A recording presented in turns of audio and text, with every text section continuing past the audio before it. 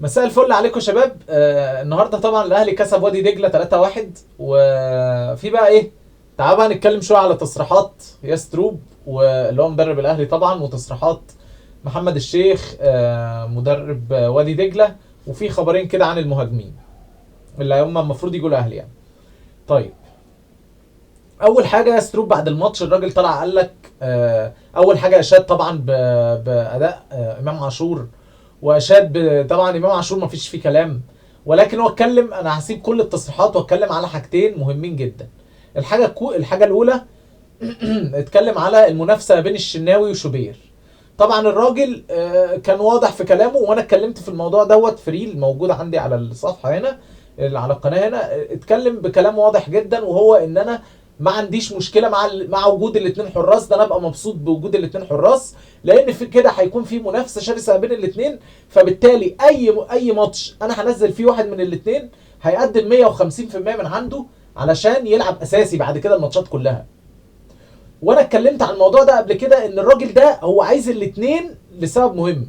عايز واحد يخليه لافريقيا بس، وواحد يخليه للدوري بس. طب هل ده غلط؟ لا، ده صح 100%. صح 100% كمنافسه لحراسه المرمى. ولكن الموضوع ده فيه مشكله شويه في خط الدفاع. لان لو انا مثلا كياسر ابراهيم وياسين مرعي، دول مثلا الاثنين الاساسيين بتوعك دلوقتي، ومحمد هاني على اليمين، وكوكا او الولد الجديد بتاع المغربي، انا نسيت اسمه، اللي احنا لسه جايبينه. تمام. لو هما الاربعه دول مثلا متثبتين، لو انا دلوقتي عارف ان الشناوي ابطأ في الحركه، ولكن شخصيته اقوى، واللعب برجليه وحش. فبالتالي انا كمدافع بتعامل على العيوب والمزايا اللي موجوده على اللاعب اللي في ظهري، اللي هو ايه، حارس المرمى. طيب مع شوبير شخصيته اضعف شويه، لان هو ايه، اصغر طبعا في السن من ياسر ابراهيم. فبالتالي ياسر ابراهيم بيبقى هو ليه القياده اكتر في النادي، في الخط اللي ورا ده. مع كمان ان هو شوبير اسرع في ردات الفعل والصد، وكمان بيلعب برجليه افضل. فانا بالتالي عيوبه اقل بكتير، يعتبر ملوش عيوب خالص، ومزاياه افضل. فبالتالي ببقى مرتاح اكتر في اللعب مع شوبير. فلما نرجع بقى للدوري مثلا، والشناوي هو اللي واقف، خط الدفاع هيبدا يكون فيه مشكله. وهو ان انا هبقى مش طايق نفسي وانا بلعب وفي ظهر الشناوي، لان انا كنت معتمد ان في ظهري حتى لو انا غلطت في حارس مرمى قوي جدا هيعرف يساعدني حتى وانا بطلع بالكوره، او هو بيصد الكور. وهيبان الفرق الرهيب لما ده يقف وده يقف. فهي دي المشكله عندي هتكون في خط الدفاع، مش في حراسه المرمى، لو الاثنين طبعا فايقين.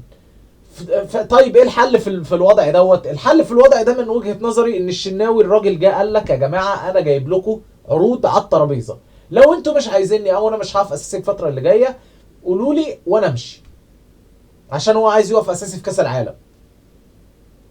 طيب هل انا مع رحيله ولا لا؟ طبعا مع رحيله، طبعا مع رحيل الشناوي. مش علشان انا بتهجم عليه او الكلام ده كله، ايه بتهجم دي، مش عشان انا يعني متضايق منه او كده، لا لا لا. هي الفكره ان هو يمشي علشان اولا يعمل له قرشين كويسين، ده اولا. ثانيا خلاص هو فاضل له سنتين ثلاثه بالكتير قوي يعتزل. فالافضل ليه ان هو يروح الراجل يعمل له قرشين كويسين، وكده كده هو هيظل اسطوره في النادي الاهلي. الراجل ضحى كتير جدا عشان النادي الاهلي، ومكانه كده كده كلنا عارفين انه مكانه محفوظ في الاهلي الفتره اللي جايه بعد اعتزاله. فعلشان كده من الافضل ليه ان هو يمشي، حفظا للي هو عمله في النادي من نقول مثلا يا سيدي من 2016، عشان تاريخه ده ما يضيعش، وعشان المنافسه دي والصحوبيه بينه وبين شوبير الناس ما تنقلهاش بشكل خطا، فيأثر على علاقتهم جوه الملعب وبره الملعب. انا عارف ان هم سمنه على عسل حرفيا دلوقتي، ولكن انا بتكلم على فكره ان عشان الموضوع ما يبقاش فيه مشاكل، وان مثلا هم بيتقابلوا في اي وقت يصير كلام الناس عليهم تتجاب.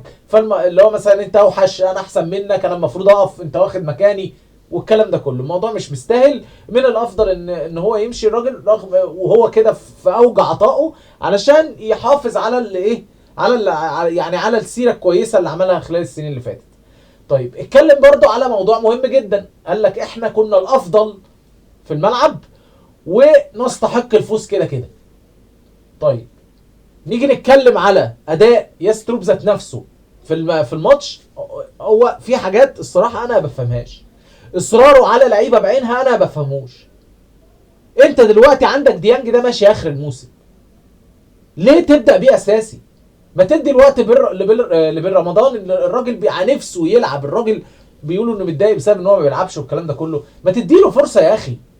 ايه المشكله انه يلعب جنب جنب اسمه ايه، جنب مروان عطيه، ويساعد شويه امام عاشور هجوميا، بدل ما انت عندك 2 لعيبه ارتكاز ما بيطلعوش بالكوره. موضوع بالنسبه لي غريب جدا الصراحه.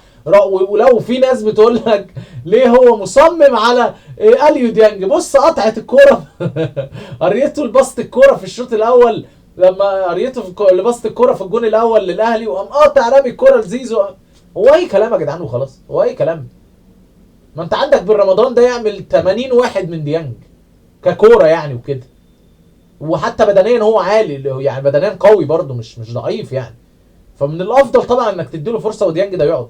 كوكا ده اللي بيلعب، كوكا ده اللي بيلعب يا جدعان. انا مش فاهم لغايه دلوقتي يعني الموضوع. هو الراجل جاي له عرض ويمشي، ما تمشوه يا جدعان. انتوا ليه مصممين على كوكا ده؟ الراجل ما بيعرفش يلعب كوره، ما بيعرفش. هو بيعرف يدافع، انت ولا حتى بيدافع يعني. هو لما بيجي له مزاج بيدافع يعني، لكن العرضيات غلط، مفيش عرضيات.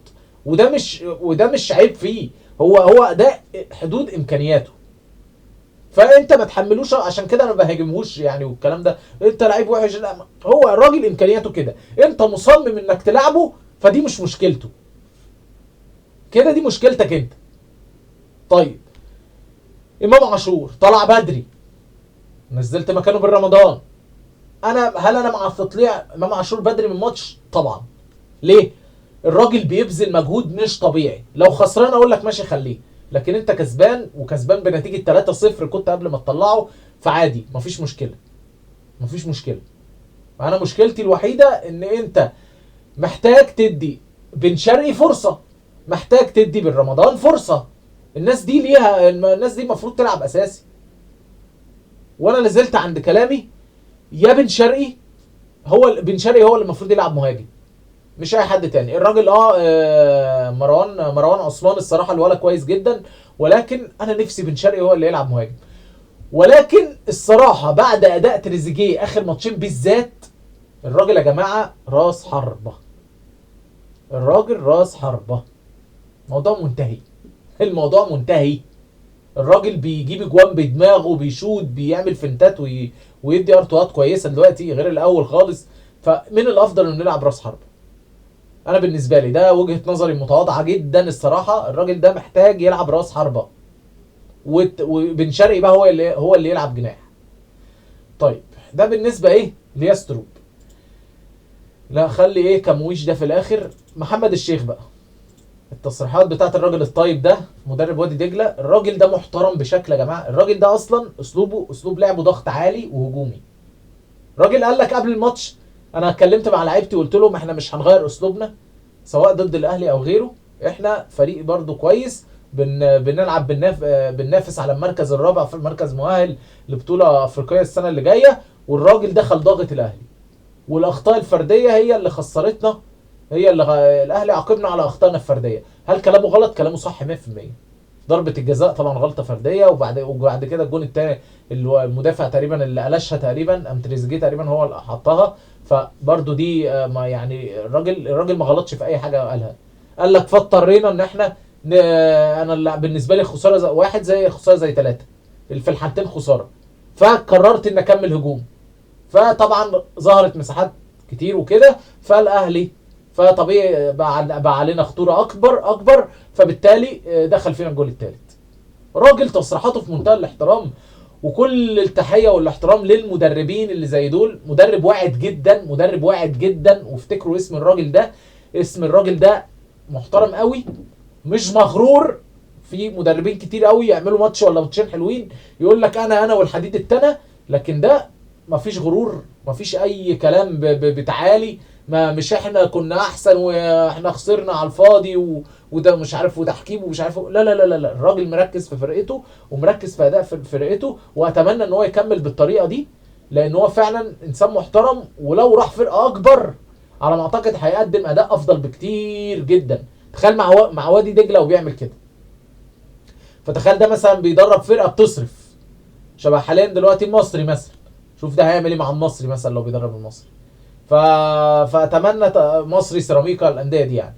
فاتمنى انه يكمل بنفس العقليه، ما يتغرش في نفسه ويقدم اداء ويعني وانا بتوقع ان هو يقدم اداء كويس. طيب نيجي بقى ايه لمومو او محمد محمود اللي هو لاعب الفريسبورج الالماني. الفريسبورج الالماني.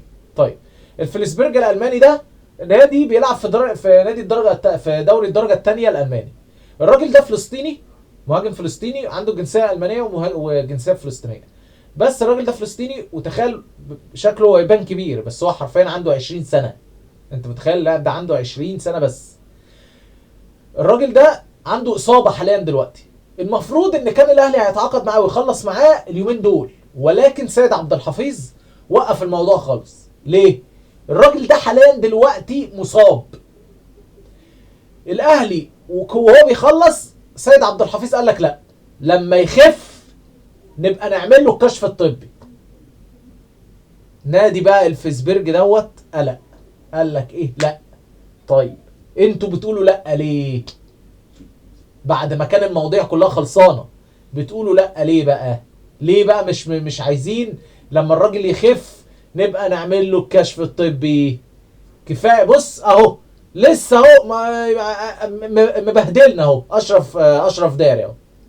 راجل لا عايز يفسخ عقده ولا عايز يمشي ولا عايز يتباع ولا عايز اي حاجه. ده اخر حاجه بيقول لك العرض الفرنسي اللي جابه له الاهلي يمشي وياخد الفلوس بتاعت الاعاره وياخد مرتبه. انت متخيل؟ ياخد مرتبه وياخد مرتبه من النادي الفرنسي وياخد فلوس الاعاره. لا يا راجل، لا يا راجل، ما نكتب لك حصه في النادي. مش فاهم بجد. فقال لك انا ليا في عند الاهلي 2 مليون ونص على نهايه عقد ياخدهم، يا اما كده يا اما مش فاسخ عقد. فالصراحه يعني الموضوع مستفز. وانا ما اقدرش اغلط اللاعب لان برضو الاصابات دي مش بايده. والراجل تقريبا ما كانش بيتصاب بالطريقه دي. اكيد اما لو كان بيتصاب بالطريقه دي والاهلي راح جابه فدي كارثه. لكن لو ما كانش بيتصاب بالطريقه دي واتصاب عندك في الاهلي فدي اقدار بقى، مالكش يد فيها. فانا ما اقدرش الوم على اللاعب برضو. ما انت برضو ما تاخدنيش زي ما بيقول لك لحم وترميني عظم. وفي نفس الوقت انا ما اقدرش الوم على اداره الاهلي. عشان كده سايب الموضوع ده للاداره ايه هم بقى ايه يتصرفوا فيه. ولكن في نفس الوقت الموضوع السيد عبد الحفيظ خايف ان الموضوع يتعاد مع اللاعب ده. فقال لك لا، لما يخف نبقى نعمل له الكشف الطبي. هل بقى الموضوع ده هيمشي ولا مش هيمشي؟ احنا لسه ما نعرفش. واتمنى ان الاصابه دي ما تكونش مزمنه، عشان لو الاصابه مزمنه الاهلي هيصرف النظر عنه خالص. بس هو اللاعب النادي الاهلي مركز فيه لانه فلسطيني، وحتى لما يكبر يعني حتى السنه الجايه لما يبقى عنده 21 سنه اللي هو 2028 برضه هيتأيد عادي عندنا في القائمه على انه لاعب مصري لانه فلسطيني. فاتمنى ان الاصابه ما تطلعش مزمنه يعني. طيب عندنا بقى كمويش لاعب ترومسون نرويجي. طيب ده خلاص، ده بالنسبه لك هو اخر لاعب خلاص. هو اخر لاعب موجود الاهلي بيخلص معاه دلوقتي.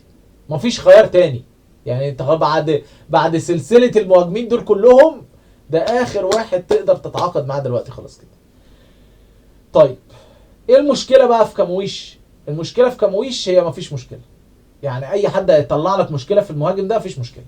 الاهلي عرض عليهم ان هو هياخدوا اعاره 6 شهور. بكام الاعاره دي؟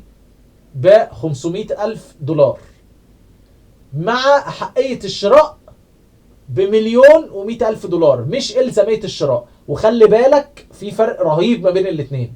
احقيه الشراء ده يعني انا اللي ليا الاولويه اشتري، وهشتريه بكام؟ انا حاطط العقد، انا حاطط الفلوس مليون و100,000 دولار.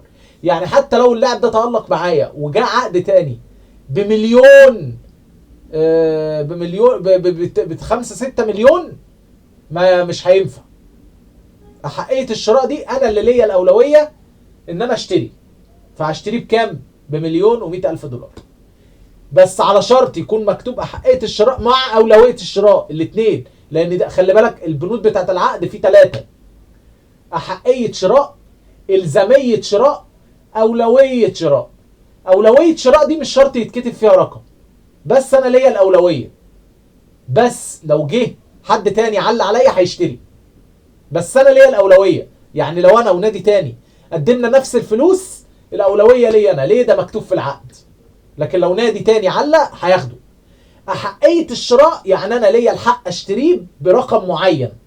خلاص، يعني لو النادي مفيش حد غيري دخل بقى معايا في الصراعات والكلام ده كله، فخلاص انا ادفع مليون و100 الف دولار، مش هدفع جنيه زياده.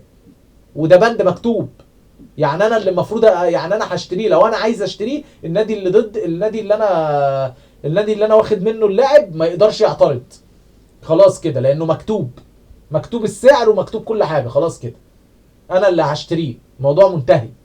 مفيش حتى لو حد نادي تاني كتب 5 6 دفع 5 6 مليون مش هيشتريه. خلاص انا مكتوب لي في العقد ان هشتريه بمليون و100 الف دولار. طيب، مع الزاميه الشراء دي بقى، دي النادي ايه اللي انت شاري منه اللاعب، حتى لو النادي ما تألقش، حتى لو اللاعب ما تألقش عندك، النادي اللي انت واخد منه اللاعب هيلزمك تدفع فلوسه. وبقى انت بقى مش عايز يعني عايز تدفع فلوس وتشتريه وما تجددلوش الاعاره، انت حر. بتاع مش عايز تلعبه ولا إيه؟ انت حر. اللاعب مش عاجبك سواء انت بقى بطريقتك، انت حر. المهم ان انت مكتوب لي في العقد الزاميه الشراء، فانت لازم تشتري. خلاص.